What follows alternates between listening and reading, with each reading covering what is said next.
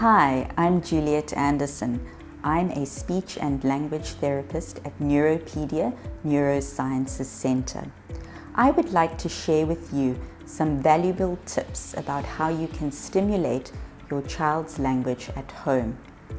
The first tip that I would like to share with you is to comment on what your child is doing. So when you are playing with your child on a mat or a carpet, if they're playing with cars or they're playing with blocks, whatever toy is their favorite, I want you to try and comment on what they are doing. So for example, if they're pushing a car, you could say, "Oh wow, you're pushing the car. You're driving the red car. Oh, look at you. Here's a green car. Let's take the green car." So you are commenting on what they are doing while they are doing it. Don't worry if they don't respond verbally to you. They are still taking in what you are saying. Another tip that I wish to share with you is to not anticipate what your children want.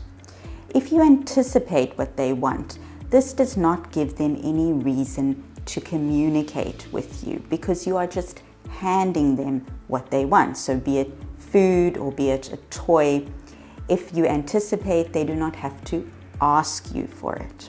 So the important thing is that you put items or put food, toys, whatever they want, you are putting it out of their reach. So for example, you are putting it on top of a shelf or you are putting it in a tightly closed container.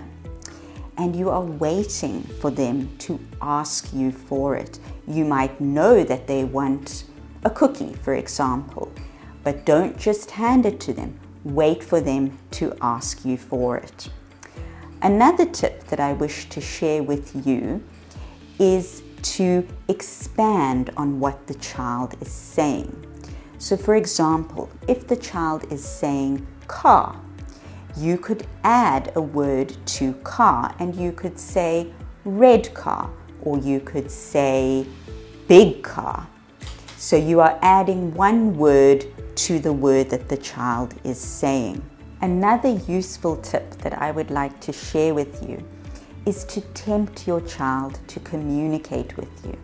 This means that you are making your child want to communicate with you. And there are various ways that we can do this. For example, if your child loves bubbles, you can hand them a tightly closed tube or container of bubbles, and this will tempt them to hand the container to you to try and ask you to open the bubbles. You could also do this outside on the playground, for example, if the child loves to be pushed on the swing. You could place them on the swing, push them, and then wait for them to ask you to push them again or to push them faster. So you are giving them opportunities to communicate. The last tip that I would like to share with you is to try and delay your response to your child.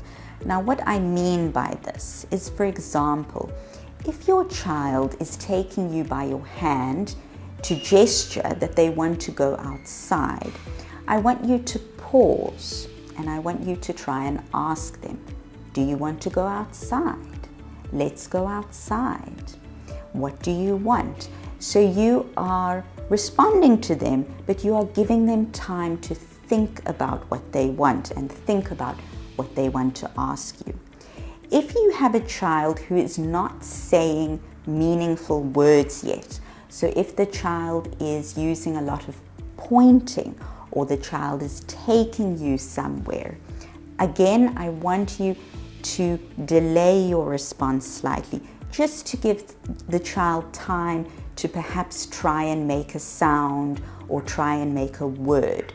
If they do manage to make a word with the pointing or a sound with the pointing, I want you to try and praise that attempt. You want to try and reinforce any attempts that the child is making to communicate, especially if they are trying to use meaningful words. If you would like any further information, or if you have any concerns about your child's language development, please come through and visit me at Neuropedia Neurosciences Center, or you are welcome to leave a comment or question below.